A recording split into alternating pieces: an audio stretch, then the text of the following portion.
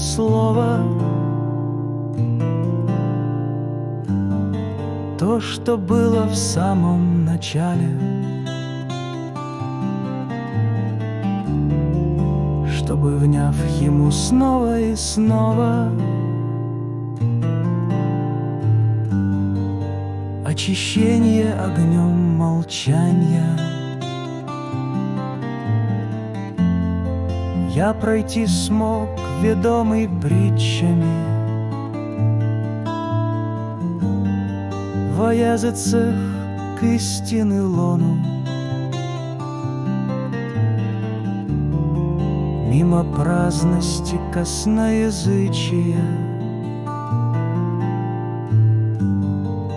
на развалинах